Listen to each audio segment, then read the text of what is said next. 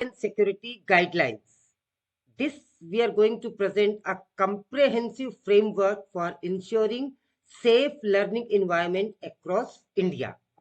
तो इसकी जरूरत क्यों पड़ी, क्यों बनाया गया है, क्या एक्ट है, कैसे ये अस्तित्व में आया, इन सबको बड़े ध्यान से देखेंगे। मैं बहुत क्रिस्प फैक्ट एंड फिगर प्रस्तुत करने वाला हूं, साथ ही साथ में आपसे प्रश्न पूछने वाला हूं, तो please be bold enough to answer the thing that has been asked to you. हम बात करते हैं सबसे पहले जेनेसिस की। जेनेसिस एंड लीगल बेसिस क्या है, हम ये जो पढ़ रहे हैं एनसीपीसीआर और एनडीएमए का लीगल बेसिस क्या है। तो इसकी शुरुआत होती है सुप्रीम कोर्ट डायरेक्टिव से। सुप्रीम कोर्ट ने डायरेक्टिव दिया था किसके अंतर्गत, डब्ल्यूपी क्रिमिनल नंबर 136/217। डब्ल्यूपी का मतलब कोई मुझे बता सकता है क्या है ये WP? Excellent, madam. WP is a writ petition and that was criminal in nature. The number was 136/217. Number was 136, year was 2017. तो इसे याद रखेंगे। एक ये रिट थी। रिट होता क्या है एक्चुअली, इसको भी मैं बता दूं। हमने रिट का नाम बहुत सुना है, लेकिन रिट उसे कहते हैं a formal written request made to court to repair a legal violation or to enforce some basic rights.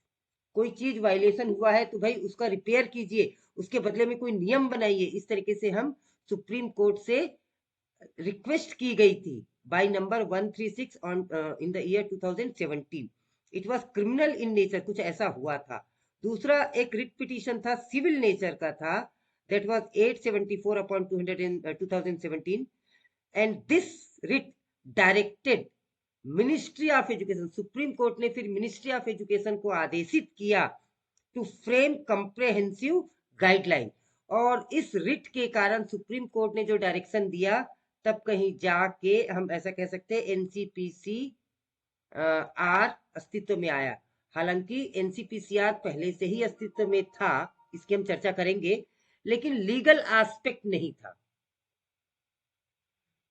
Accountability नहीं थी, वो अकाउंटेबिलिटी आई। अब मिनिस्ट्री ऑफ एजुकेशन की गाइडलाइन क्या कहती है, कैसे कहती है, इस रिट के बाद ध्यान से देखें। It was issued on 1 October 2021। ये दोनों पे क्वेश्चन बनता है, इस रिट पे भी क्वेश्चन आ सकता है और इस डेट ऑफ इशू पे भी क्वेश्चन आ सकता है। मैं इसलिए बोल रहा हूँ क्योंकि बीच बाद में हम 20 एमसीक्यूज करेंगे जिसे आपको हल करना है। तो इट वाज, तब मैं आंसर आपसे पूछूंगा। एमसीक्यू करने के बाद में आंसर नहीं पूछेंगे, बल्कि ये पूरा पढ़ लेने के बाद आंसर में नहीं बताऊंगा, आंसर आप लोग बताएंगे। इसीलिए आप चाहें तो नोट करते भी चले, बहुत अच्छी बात होगी। बीच में कोई भी साथी कुछ भी पूछ सकते हैं, I will be happy to answer it if I can. Otherwise हम इतने बुद्धिमान लोग बैठे हैं, हम में से कोई ना कोई साथी बहुत अच्छे से इनका जवाब दे पाएंगे। चलिए आगे बढ़ते हैं। तो मिनिस्ट्री ऑफ एजुकेशन की गाइडलाइन कब आई? 1 अक्टूबर 2021 को, establishing national standard for school safety and security. मैं फिर से बोल रहा हूँ, गाइडलाइन पहले भी थी, लेकिन वो नेशनल स्टैंडर्ड को सेट नहीं करती थी। सपोर्टिंग डॉक्यूमेंट की हम बात करें तो एनसीपीसीआर मैनुअल 2017 पहले से मौजूद था। वो केवल मैनुअल था, अकाउंटेबिलिटी नहीं थी, ऑफेंस के रूप में नहीं था, पेनाल्टीज नहीं थी। वो तब आई 2021 में। दोस्तों ध्यान देंगे, दोनों बातें अलग है। अगर आपसे पूछा जाएगा एनसीपीसीआर मैनुअल कब जारी हुआ था, तो ये 2017 होगा। और मैं पूछ रहा हूँ कि मिनिस्ट्री ऑफ एजुकेशन ने गाइडलाइन कब जारी की, तो वो 2021 होगा। और 2017 से पहले एनडीएमए, हमारे पास में एनडीएमए पॉलिसी पहले से मौजूद थी, जो 2016 से हमारे पास में मौजूद था, दैट प्रोवाइड इम्प्लीमेंटेशन फ्रेमवर्क। अब ये फिर से मित्र लोग कह रहे हैं kindly allow, we cannot allow. कैसे करें बताइए? क्या 1 मिनट डिस्टर्ब करें आप सभी को?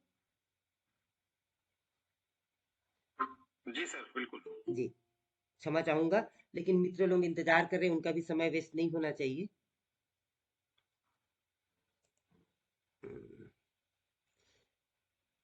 7 people are waiting.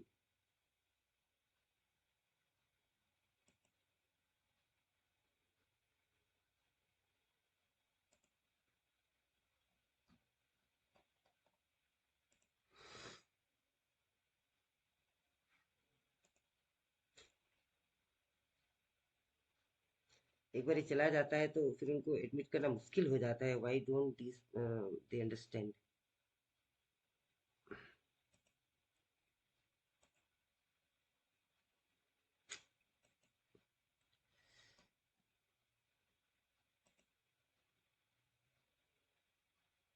I am not getting them again.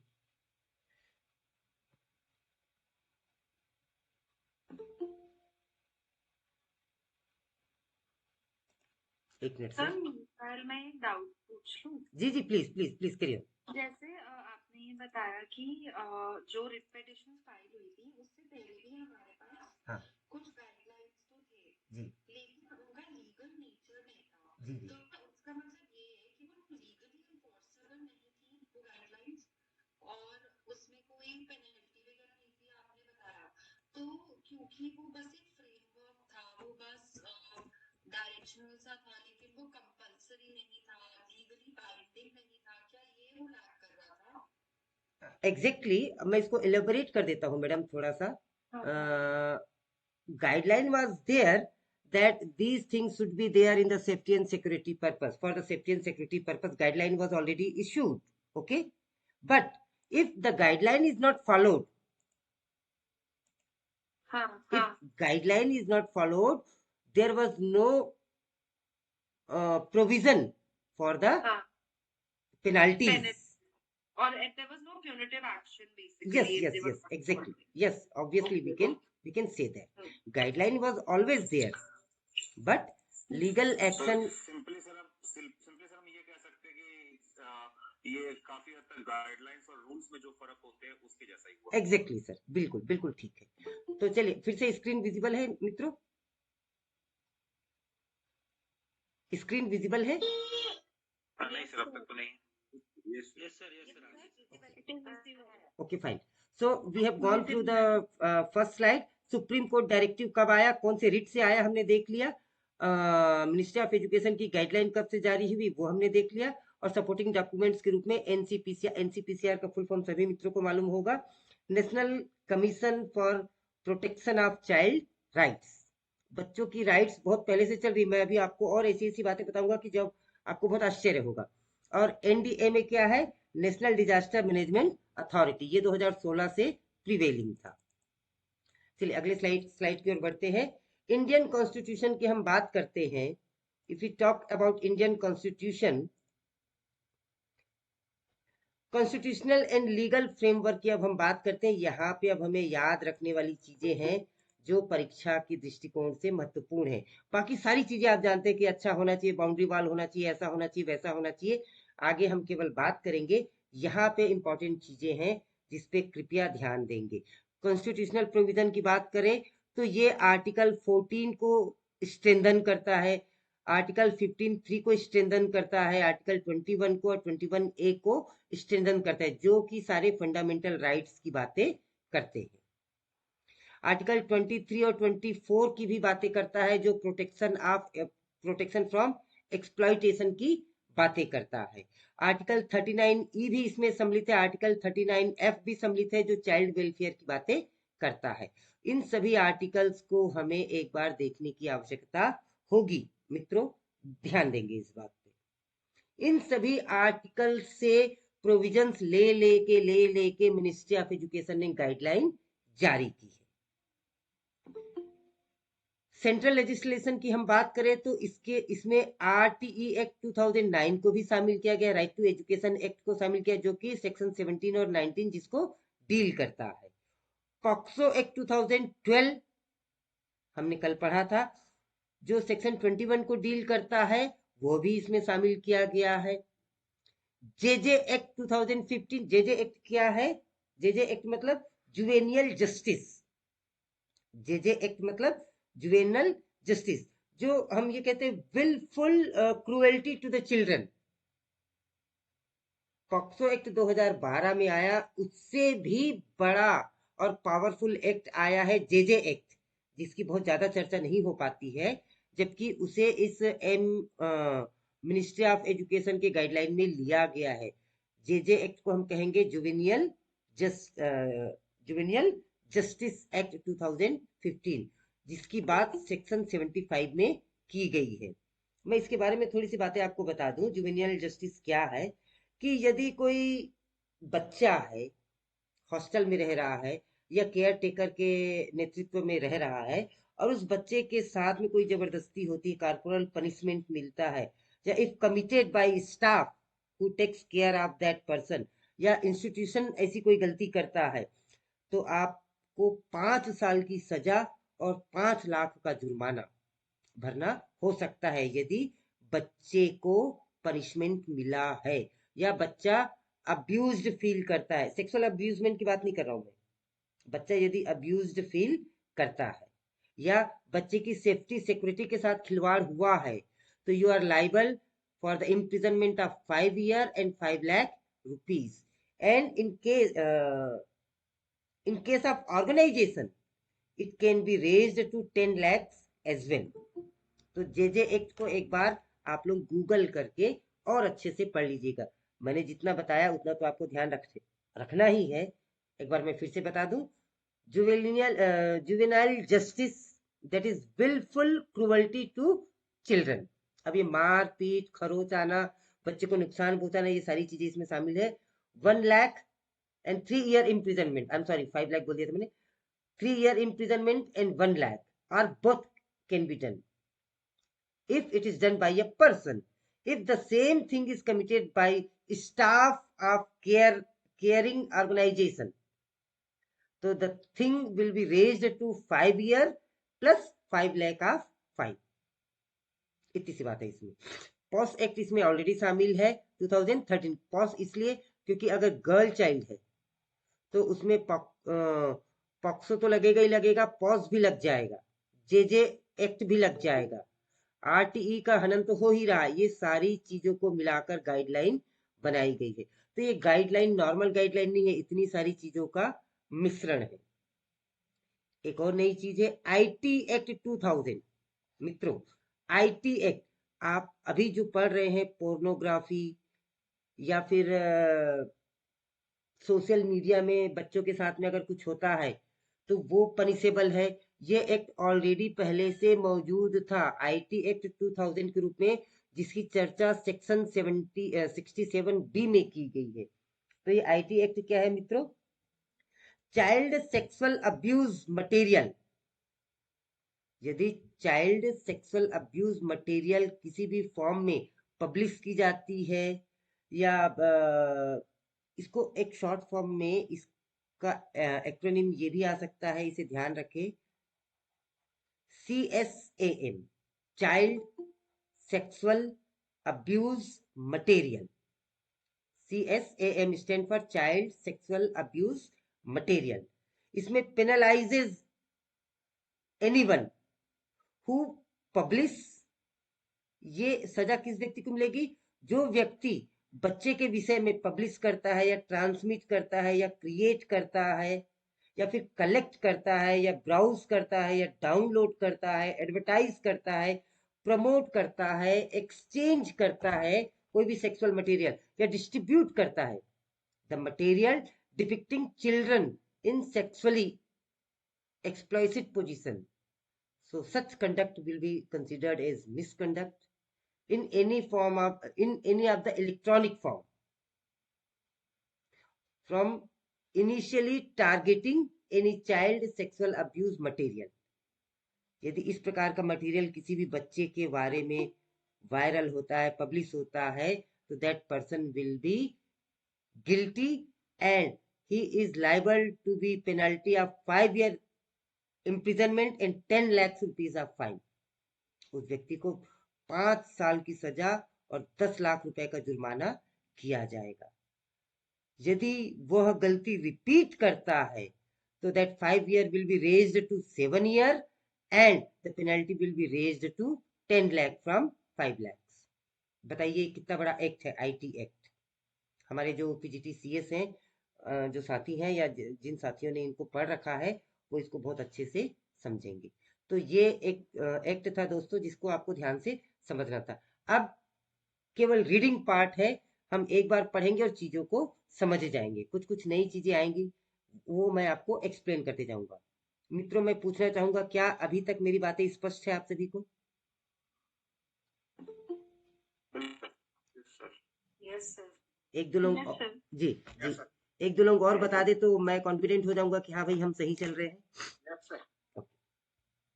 हालांकि हालांकि मैंने चूंकि आपकी क्लास लेने से पहले इसे देख रखा है, पढ़ रखा है, इसलिए मुझे ये मुजुबानी है। आप जब इस पीडीएफ से पढ़ेंगे, वीडियो को 2 बार देख, एक बार आपकी इसकी रिकॉर्डिंग देख लेंगे या खुद पीडीएफ से पढ़ लेंगे तो मुझे लगता है कि चीजें और भी क्लियर हो जाएंगी। या वीडियो देखने से आपको ये सहूलियत हो जाएगी कि आपको गूगल नहीं करना पड़ेगा। नहीं तो नहीं अब जैसे जे एक्ट को आप अभी अगर भूल गए, बाद में आप फिर से पढ़ना चाहते हैं तो आप गूगल करेंगे, हर चीज को गूगल करेंगे, तो बजाय उसके आप 20 मिनट का समय निकाल के वीडियो देखेंगे तब भी आपको मिल जाएगा। नहीं तो सबसे अच्छा तो गूगल है ही, से ही हम उससे सारी चीजों को देख सकते हैं। तो चलिए मित्रों आगे बढ़ते हैं, कंप्रेहेंसिव सेफ्टी अप्रोच की बात करते हैं। 3 प्रोंग्ड स्ट्रेटजी कहते हैं इसको। आपसे पूछा भी जा सकता है what are the 3 pronged strategies for comprehensive safety approach. तो 3 चीजें हैं, पहला अकाउंटेबिलिटी फ्रेमवर्क, दूसरा होल स्कूल सेफ्टी और तीसरा मल्टी सेक्टरल कोऑर्डिनेशन। इसमें छोटी छोटी चीजें हैं लेकिन ये बहुत इंपॉर्टेंट सी है। चलिए देखते हैं, अगर हम प्राइवेट स्कूल की बात करते हैं तो अकाउंटेबिलिटी किस पर होगी? मैनेजमेंट पे होगी, प्रिंसिपल पे होगी, टीचर पे होगी। अगर गवर्नमेंट स्कूल है तो प्रिंसिपल, टीचर और लोकल एडमिनिस्ट्रेशन ये जवाबदार होगा। अकाउंटेबिलिटी की बात हो गई। होल स्कूल सेफ्टी की हम बात करते हैं, उसमें एक चीज दो चीजें नहीं आती बल्कि 7 चीजें आती है, ध्यान रखेंगे। Physical safety should be there, psychological safety should be there, इसीलिए काउंसलर अपॉइंट किए जाते हैं। Health safety should be there, cyber safety, IT cell, cyber safety should be there, food, ये जो हमारे इंस्टीट्यूशन है FSSAI, and transport safety also इसमें also covered under this, kindly allow me to join. Transport safety also comes into this, an integrated approach for all this things. तो ये whole school safety के अंतर्गत कितनी components आते हैं ये भी एक प्रश्न बन सकता है। तो ये 7 चीजें आती हैं, हम ध्यान रखेंगे। मल्टी क्षमा चाहूंगा, multi sectoral coordination. Multi sectoral coordination की बात करें, कौन कौन से ऐसे सेक्टर हैं जो इसमें कोऑर्डिनेट करते हैं या जो इस पे नजर रखते हैं। तो देखिए MOE, ये तो मिनिस्ट्री ऑफ एजुकेशन है। कोई मुझे बताएगा क्या ये WCD क्या है? Women and child development. Great madam, ministry of women and child development, ये भी एक मिनिस्ट्री है। WCD एक मिनिस्ट्री है, ministry of women and child development, वो भी इस पे नजर रखता है। मिनिस्ट्री, हमको लगता है कि हमारा स्कूल है तो केवल हम एजुकेशन डिपार्टमेंट के हैं, नहीं भाई साहब, हमारे पे नजर ministry of women and child development department भी रख रहा है। हेल्थ डिपार्टमेंट, हेल्थ मिनिस्ट्री भी हम पे ध्यान रख रहा है। होम मिनिस्ट्री भी हम पे ध्यान रख रहा है। और ये एक नया वर्ड आपको आज मिलेगा जिसे आप प्रोनाउंसिएशन में भी हो सकता है दिक्कत होगी। इसका प्रोनाउंसिएशन आप ऐसा कर लीजिए, देखिए जो मे हम मंथ बोलते हैं, मे और टी, मेटी, इस तरीके से प्रोनाउंस कर सकते हैं इसे, या आप इसे MIGHT, माइटी भी प्रोनाउंस कर सकते हैं। शॉर्ट फॉर्म में उसे आप कैसे लिखेंगे? M capital EIT and then Y capital. अब इसका मतलब क्या है वो मैं आपको बता दूं, ministry of electronics and information technology, ये भी अपने आप में एक मिनिस्ट्री है मित्रों, ध्यान देंगे, मैं रिपीट करता हूं, ministry of electronics and information technology, इसे शॉर्ट फॉर्म में हम कहेंगे मेटी और mighty. State government, union territories, ये सब मिलकर हम पर नजर रखते हैं and they can ask for the safety and security of the children. अभी हम ये भी ध्यान रख सकते हैं, ये मेटी मिनिस्टर कौन है? अश्विन वैष्णव। अश्विन वैष्णव जी हमारे अभी मेटी मिनिस्टर है, minister of electronics and information technology. मित्रों क्लियर है, हम आगे बढ़े?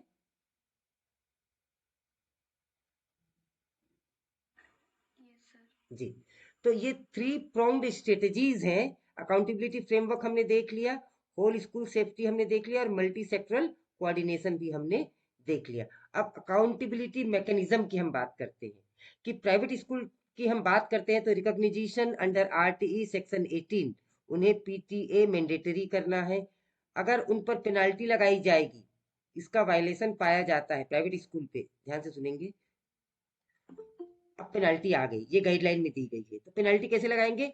उनकी टोटल रेवेन्यू का 1% पहली गलती पे, टोटल रेवेन्यू है उनका यदि 1 करोड़ रुपया साल भर का, तो उसका 1% पेनाल्टी के रूप में जाएगा यदि सेफ्टी और सिक्योरिटी के साथ खिलवाड़ होता है। दूसरी बार अगर शिकायत पाई गई तो 3%। अच्छा, इसके साथ एक चीज और है, और उन्हें न्यू एडमिशन बैन कर दिया जाएगा। They won't be able to take admission in that particular session. ये बहुत इंपॉर्टेंट है।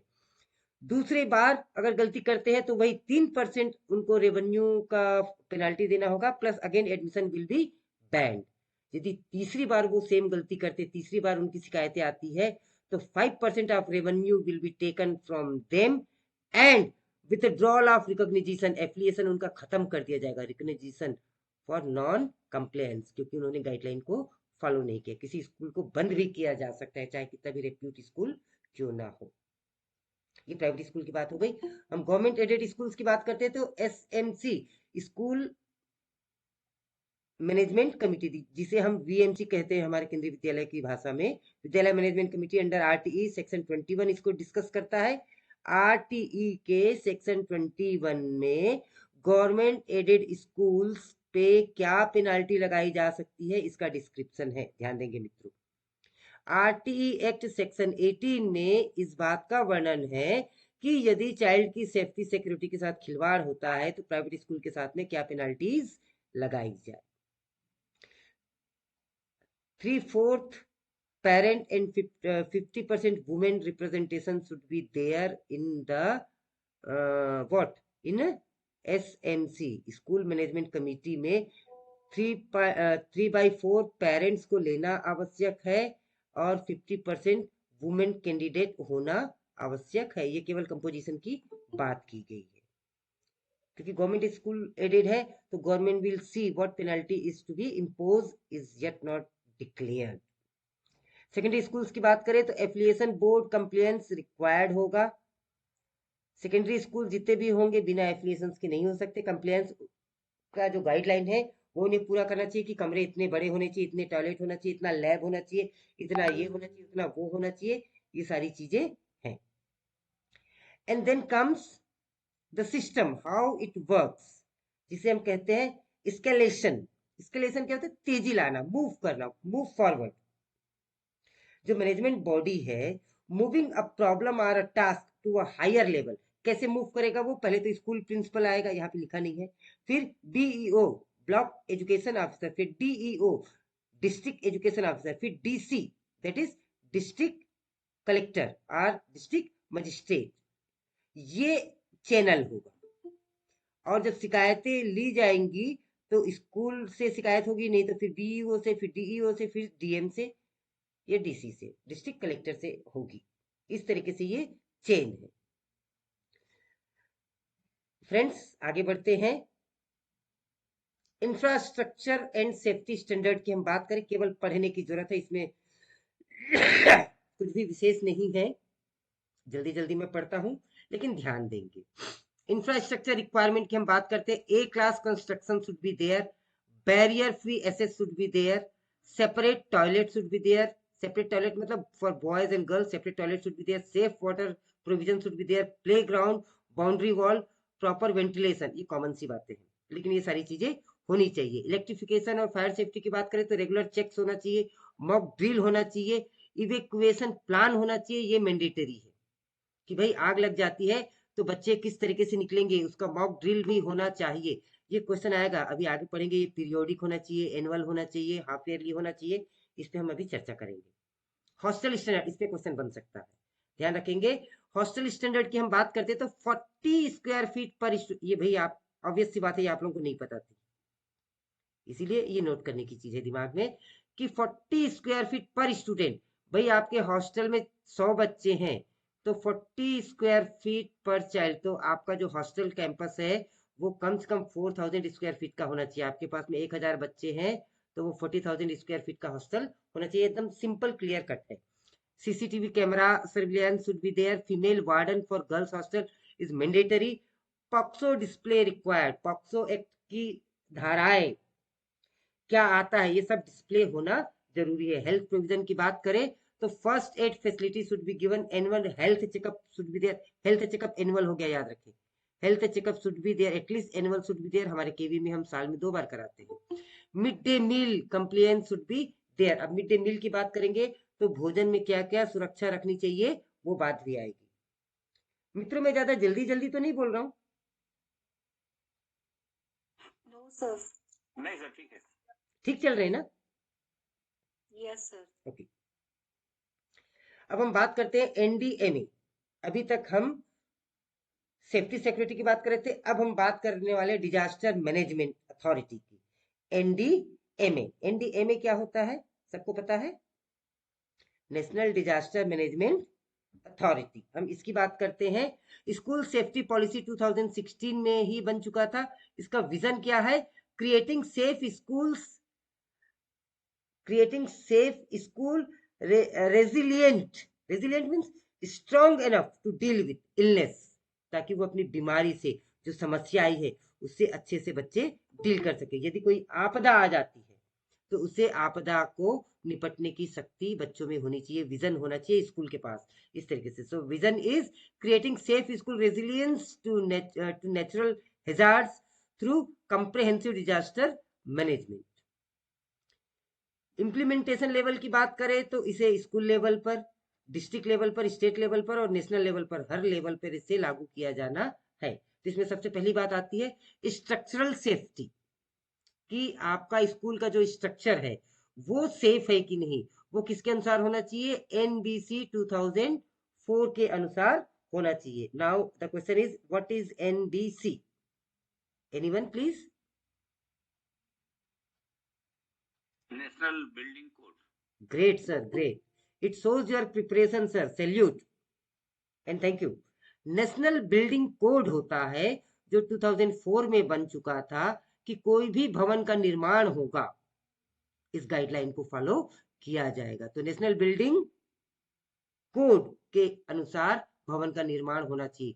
वल्नरेबिलिटी एटलस 2019 एक ये है वल्नरेबिलिटी, कि भाई इस बिल्डिंग कितना ये क्या बोला चाहिए, नुकसान होने की इसके चांसेस है, वल्नरेबिलिटी है, ऐसा एक एटलस प्रस्तुत होता है। ऐसा ये तीसरा एटलस है, ध्यान रखना। ये जो है वल्नरेबिलिटी एटलस 2019, मित्रों ध्यान देंगे, ये थर्ड एडिशन है। 2019 से पहले वल्नरेबिलिटी एटलस जो पब्लिश हुआ था वो 2006 में पब्लिश हुआ था, और उससे पहले सबसे पहली बार ये पब्लिश हुआ था 1997 में। तो वल्नरेबिलिटी एटलस 3 बार पब्लिश हुआ है, पहला एडिशन 1997, दूसरा एडिशन 2006 और इसका तीसरा एडिशन है 2019। तो उसके कंप्लायंस होना चाहिए, उसके नियमों के मुताबिक भवन का निर्माण होना चाहिए। देखिए ये ऐसी छोटी छोटी चीजें, हम स्कूल की सेफ्टी की बात तो करते हैं, लेकिन ये सारी चीजें दुनियादारी कहाँ हमको पता थी, ये केवल पढ़ने से आता है। तो चयन एक अलग विषय है, बाकी सारी चीजें हम सीख रहे हैं, यह मायने रखता है। आगे बढ़ते हैं, नॉन स्ट्रक्चरल सेफ्टी की बात करते हैं। सिक्योर फर्नीचर होना चाहिए, यूटिलिटीज होनी चाहिए। फंक्शनल सेफ्टी की जब हम बात करते हैं तो डिजास्टर मैनेजमेंट प्लान होना चाहिए, एनुअल मॉक ड्रिल होना चाहिए। डिजास्टर की बात आती है तो मॉक ड्रिल जो होगा वो कैसा होगा? एनुअल होना चाहिए। मैनेजमेंट प्लान होना चाहिए आपके पास में। नाउ DRR एजुकेशन, फिर से एक प्रश्न बनता है, ये DRR क्या है? एक चीज इसमें मैं और जोड़ना चाहूंगा, यदि आप अनुमति दे। एनबीसी में कुछ चीजें और मैं जोड़ दूं?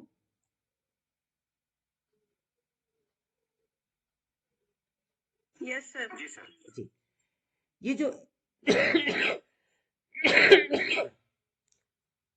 एनबीसी 2004 जो है वो नेशनल बिल्डिंग कोड तो है, ये वल्नरेबिलिटी एटलस के साथ साथ इसका कंप्लायंस होना चाहिए। और ये जो वल्नरेबिलिटी एटलस है ये कौन पब्लिश करता है? कोई ना कोई तो डिपार्टमेंट होगा, कोई ना कोई तो मिनिस्ट्री होगी। तो ये जो पब्लिश करते हैं वो डिपार्टमेंट, वो जो मिनिस्ट्री है, you can call it this BMTPC, building material and technology promotional council. Building material and technology promotion council इसे पब्लिश करता है, और ये किसके अंतर्गत काम करता है? ये इंस्टीट्यूशन जो है वो काम करता है ministry of, it works for the ministry of housing and labour urban affairs, government of India. ये भी सेंट्रल मिनिस्ट्री के अंतर्गत है। जैसे हमारा एक एजुकेशन मिनिस्ट्री है, वैसे ही है ministry of housing and urban affairs, government of India. ये जारी करती है वल्नरेबिलिटी एटलस 2009। बहुत ज्यादा अंदर घुस गया तो इससे ज्यादा कठिन प्रश्न कुछ नहीं पूछ सकता, और हमें खुशी होगी कि हम ये प्रश्न भी अब अटेम्प्ट कर लेंगे। एक बार आप पढ़ लीजिएगा पीडीएफ को, वीडियो को एक बार देख लीजिएगा, इसी क्लास को रिपीट कर लीजिएगा, हो जाएगा। और नहीं तो गूगल जी हम कर ही लेंगे। नॉन स्ट्रक्चरल सेफ्टी की बात करते हैं, सिक्योर फर्नीचर और यूटिलिटी होनी चाहिए। फंक्शनल सेफ्टी की बात करें तो डिजास्टर मैनेजमेंट प्लान और एनुअल मॉक ड्रिल होना चाहिए। DRR एजुकेशन की हम बात कर रहे थे, तो व्हाट इज DRR? कोई साथी बताना चाहेंगे? Disaster risk reduction. Great, disaster risk reduction, कि डिजास्टर के रिस्क को आप कितना कम कर सकते हैं। कम कर सकते हैं वो तो ठीक है, कैसे कम कर सकते हैं? तो डिस्ट्रिक्ट लेवल पे कम से कम 15 ट्रेनर्स होना चाहिए, 600 टीचर्स को ट्रेनिंग दी जानी चाहिए, और 200 स्कूल हर डिस्ट्रिक्ट से सेलेक्ट किए जाने चाहिए। ये इसकी गाइडलाइन में लिखा हुआ है, जिसे हमें फॉलो करना है। मित्रों, अंतिम स्लाइड की ओर हम बढ़ रहे हैं। मैंने कहा था 40 मिनट की क्लास होगी, और मुझे खुशी है कि 40 मिनट में खत्म हो रही है। स्टेक होल्डर और अकाउंटेबिलिटी की हम बात करते हैं तो रोल्स एंड रिस्पॉन्सिबिलिटी की बात करते हैं। सबसे पहले रोल्स एंड रिस्पॉन्सिबिलिटी, सबसे पहला रोल प्रिंसिपल का क्या रोल है? Constitute safety committees. इसको सबसे पहले तो वो अप्रैल में यही जारी कर देते भैया, हाँ ये वो है, ये वो है। तो सेफ्टी सिक्योरिटी कमिटी दिखने को छोटा होता है, लेकिन जब कुछ दुर्घटना हो जाती है तो सबसे बड़ी कमिटी यही बन जाती है। क्वार्टरली इंस्पेक्शन एंड रिपोर्ट, ये ध्यान देंगे भाई, सेफ्टी कमिटी जो है उसकी क्वार्टरली इंस्पेक्शन होनी चाहिए और रिपोर्ट प्रस्तुत की जानी चाहिए। मॉक ड्रिल होने चाहिए, कंप्लेन बॉक्स लगाया जाना चाहिए। प्रिंसिपल की रिस्पॉन्सिबिलिटी बता रहा हूं मैं। डिक्लेयर जीरो टॉलरेंस, इस मामले में सेफ्टी एंड सिक्योरिटी की जो बात आती है तो जीरो टॉलरेंस की नीति अपनाई जानी चाहिए। स्टाफ ट्रेनिंग कोऑर्डिनेशन होना चाहिए, ये प्रिंसिपल की बात है। टीचर्स भी स्टेक होल्डर है, इसके अकाउंटेबल हैं वो भी, टीचर भी।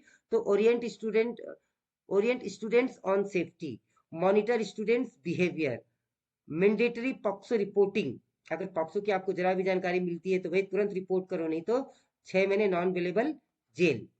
रिपोर्ट सेफ्टी कंसर्न, इसमें पेरेंट भी स्टेक होल्डर होते हैं, तो पीटीए या स्कूल मैनेजमेंट कमेटी जो होता है उसमें उनका एक्टिव पार्टिसिपेशन होना चाहिए। मॉनिटर स्कूल सेफ्टी अपने स्तर पे उन्हें करना चाहिए। यूज स्कूल ट्रांसपोर्ट, स्कूल के ट्रांसपोर्ट को उन्हें यूज करना चाहिए, बच्चों को अपने प्राइवेट व्हीकल से नहीं भेजना चाहिए। Regular communication with the principal, teacher and committee members. Student की बात करें तो they must wear I card, report concern promptly and follow safety protocols. तो मित्रों, एक और स्लाइड हम देखते हैं, अंतिम स्लाइड, स्पेशल सेफ्टी डोमेन्स की हम बात करते हैं। जो आपको ध्यान होगा, मैंने पहली स्लाइड में बताया था 7 है, उनको एक बार थोड़ा सा बहुत लाइट मैनर में हम देख लेते हैं। साइकोलॉजिकल सेफ्टी से हमारा क्या मतलब है? साइकोलॉजिकल सेफ्टी मतलब एंटी बुलिंग, रैगिंग तो खैर हम वर्ड यूज नहीं करते। एंटी बुलिंग कमिटी होना चाहिए हमारे स्कूल में। काउंसलिंग सर्विसेज होना चाहिए, काउंसलर होते हैं बड़े बड़े स्कूल में। जीरो डिस्क्रिमिनेशन पॉलिसी होती है, बॉयज और गर्ल्स में बिल्कुल भी डिफ्रेंशिएट नहीं होना चाहिए। एक मनोदर्पण हेल्पलाइन जारी की गई है सेंट्रल गवर्नमेंट के द्वारा, गवर्नमेंट ऑफ इंडिया के द्वारा। उसका नंबर ये है 8448440632। आपको आश्चर्य होगा, ये भी प्रश्न के रूप में पूछा जा सकता है, ध्यान रखना। मनोदर्पण हेल्पलाइन का नंबर, क्योंकि यहाँ पे 3-4 हेल्पलाइन के नंबर आएंगे, तो मनोदर्पण का हेल्पलाइन का नंबर पूछ लेते हैं। तो ये ध्यान रखना, पूरे 10 डिजिट का जो है वो मनोदर्पण है, 4 डिजिट के हैं वो डिफरेंट है। अभी हम बात करेंगे। साइबर सेफ्टी की बात कर लेते हैं। तो ये मैंने बताया था, इसका प्रोनाउंसिएशन बताया था, क्या आपको याद है कि भूल गए? मेटी या माइटी।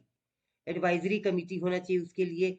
एनसीईआरटी की कमिटी, यूनेस्को गाइडलाइन को फॉलो किया जाना चाहिए। पॉक्सो ई बॉक्स इम्प्लीमेंटेशन, अच्छा पॉक्सो का ई बॉक्स भी होता है, ध्यान रखे, www.so उस पर, या इसका ईमेल एड्रेस होता है। Nowadays children are advance, they can mail their complain तो POCSO e box sir implement, मेटी में डिस्टर्ब होना चाहूंगा, सॉरी सर फॉर जी प्लीज डिस्टर्बिंग। प्लीज प्लीज मेटी प्लीज। में सर वाई का कोई सेपरेट मतलब तो है नहीं ना? सर मैंने बहुत खोजने की कोशिश की कि ये वाई क्या है, नहीं खोज पाया सर। मेरे ख्याल सर उसका प्रोनाउंसिएशन को इजी बनाने के लिए होगा। हाँ, we can say that sir. T Y को जो हम माइटी पढ़ रहे हैं ना, वो इसीलिए पढ़ ठीक रहे है हैं। और इसमें पहला लेटर ठीक है। एम मिनिस्ट्री कैपिटल है और अंतिम वाई हाँ कैपिटल है, हाँ लेकिन वाई स्टैंड फॉर में 10 जगह बिल्कुल। लिख के देख लिया, मुझे कहीं नहीं मिला सर। ठीक है सर, ठीक है, जी हम जी भी जी सर्च करके देखेंगे सर। जी जी जी, थैंक यू, और मिले तो जरूर बताएंगे सर। तो हम बात करते हैं POCSO act e box implementation should also be there.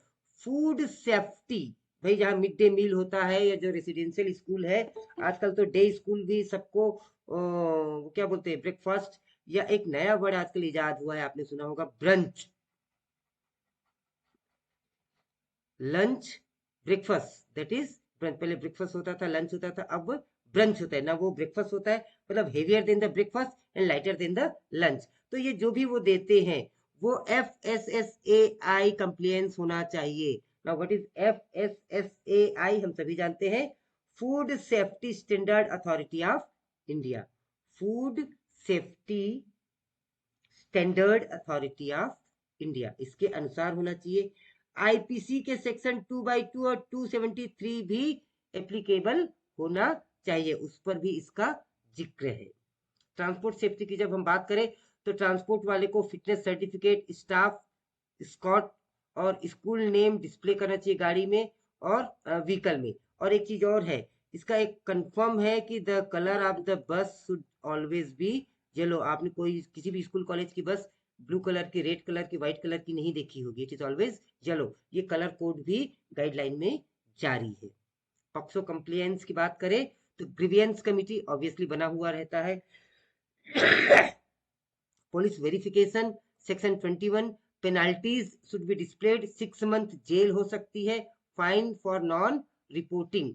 ये इन सब चीजों का हमको ध्यान रखना होता है। तो मित्रों, ये था हमारा आज का एक छोटा सा topic, ministry of education, national commission for protection of child rights and national disaster management authority guideline. अब हमारे पास में कुछ प्रश्न है, तो कैसा चाहेंगे आप लोग, प्रश्न मैं पढ़ूं, आप में से उत्तर देंगे? Okay sir. That will be better. आप लोग चैट बॉक्स में उत्तर लिखते जाए, हालांकि चैट बॉक्स में नहीं, मैं दूसरे उससे भी ज्वाइन कर लेता हूँ, चैट बॉक्स भी मैं देखता रहूंगा। हम ये 10 मिनट में खत्म कर लेंगे।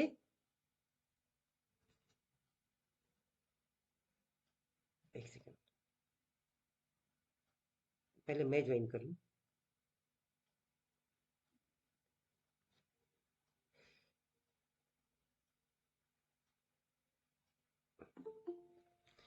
अच्छा, मुझे खुद को ही ज्वाइन कराने के लिए, चलिए इसको छोड़िए। हम चलते हैं क्वेश्चन की ओर। पहला प्रश्न है, आप एक काम करेंगे मित्रों, मैं 10 सेकेंड का पॉज लिया करूंगा और आप अपने आप में आंसर डिसाइड कर लीजिए, क्योंकि हमें एक दूसरे को नहीं बताना है बल्कि स्वयं को बताना है कि हम इसका उत्तर दे पा रहे हैं कि नहीं, और फिर सही उत्तर की चर्चा हम कर लेंगे। Which supreme court case led to ministry of education school safety guideline? A WP writ petition civil so, B civil criminal petition so, both A and B and none. The correct answer is, बताएं।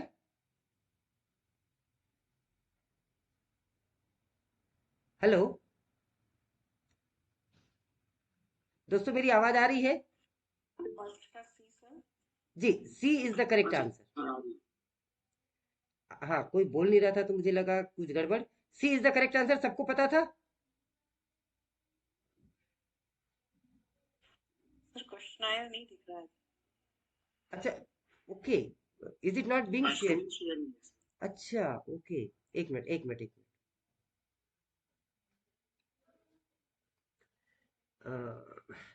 मैं फिर से share कर लेता हूँ अपनी screen.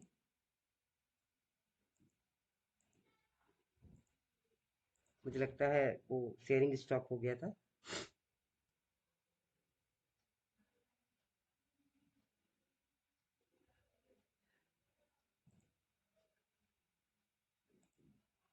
मित्रों अब दिख रहा है? Yes, sir. Okay. Yes, sir. Now, which Supreme Court case led to Ministry of Education School Safety Guideline? तो आपको पता है ये सिविल और क्रिमिनल दोनों ही रिट थे, तो both A and B is the correct answer. Question number 2. Under RTE Act, corporal punishment is prohibited under which section? ये थोड़ा सा 17, section 17. excellent. Answer A is the correct. Under section 17, corporal punishment is prohibited under RTE Act. ये याद रखने की चीज है. Which act mandates reporting of sexual offences? Sexual offences की रिपोर्ट करना ही है. ये कौन सा एक्ट कहता है? जल्दी बता दीजिए मित्रों.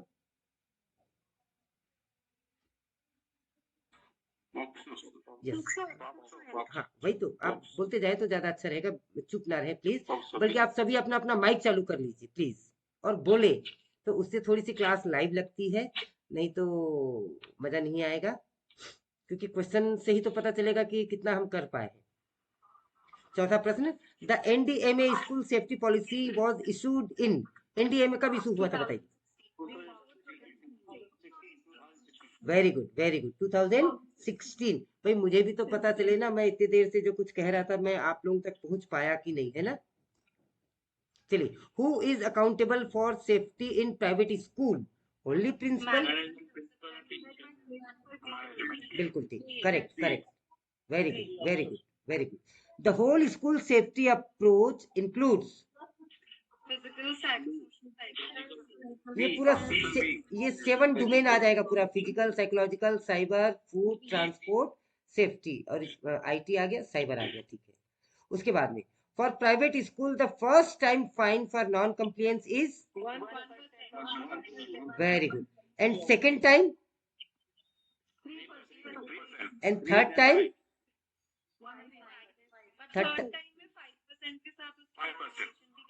Cancellation of affiliation. Very good. Yes yes.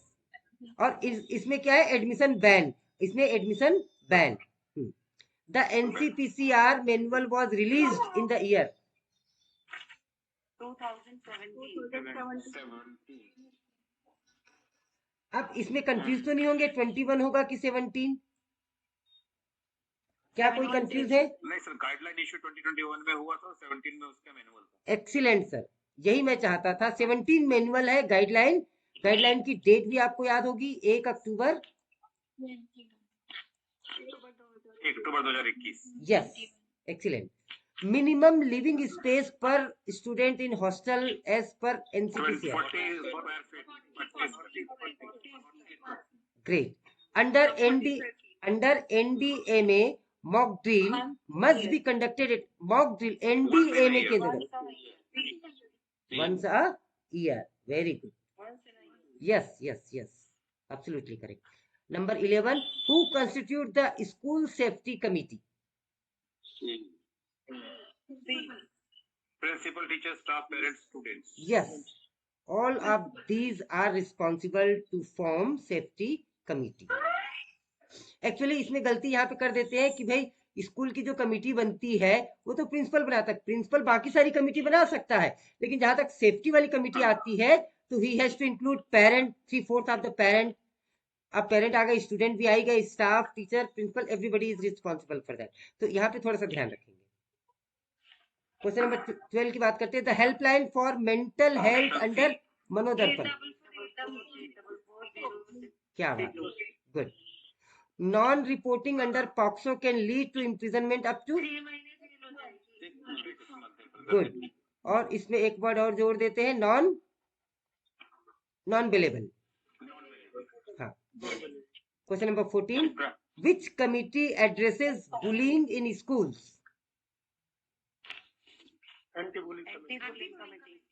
हालांकि इतना सरल, इतना हलवा आ जाए तो फिर तो हम सभी प्रिंसिपल बन जाए. ये बहुत सरल हो गया. हाँ ये आएगा नहीं, ठीक है।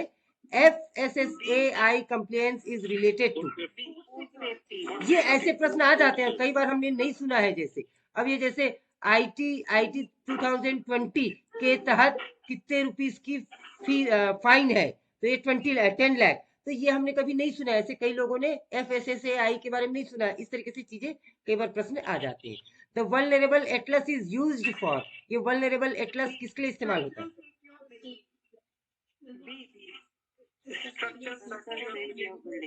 Yes, structural safety of building. जैसे हम, हो सकता है ये जब इसके बारे में नहीं पढ़े थे तो ये प्रश्न हमारा गलत जा सकता था, तो now it will be all right. The national building code, ये थर्ड एटलस था हमारा, वल्नरेबिलिटी का थर्ड एटलस 2019 वाला। जी जी जी। The national building code referred to in NDMA is of year 2004। Exactly, good. National Building Code referred to in NDMA is 2004. Who monitors POCSO compliance at national level? National level पे कौन इसे monitor करता है? Yes, NCPCR। इसमें कई बार गलती, कुछ लोग इसमें मिनिस्ट्री ऑफ एजुकेशन कर देते कि भाई एजुकेशन मिनिस्ट्री, नहीं, बच्चा स्कूल में पढ़ रहा है वहां तक ठीक है, लेकिन ये कमीशन ऑलरेडी बना हुआ है। चलिए 19, under JJ act punishment for corporal punishment includes both imprisonment and fine. और इसको देख लेते हैं, ये भी नॉर्मल केस में ये कितना है, 5 years of imprisonment and 5 lakh. Now the last, the acronym SSSA stand for, SSA किसके लिए option C, school safety standard authority. फिर से बोले? School safety option C sir, school safety standard authority. School safety standard authority, very good. हालांकि इसके option में ये answer दिया हुआ है जो गलत दिया हुआ है, इसे एक बार चेक कर लेंगे। इसके ऑप्शन में, उत्तर में यहाँ पे ए लिखा हुआ है। So friends,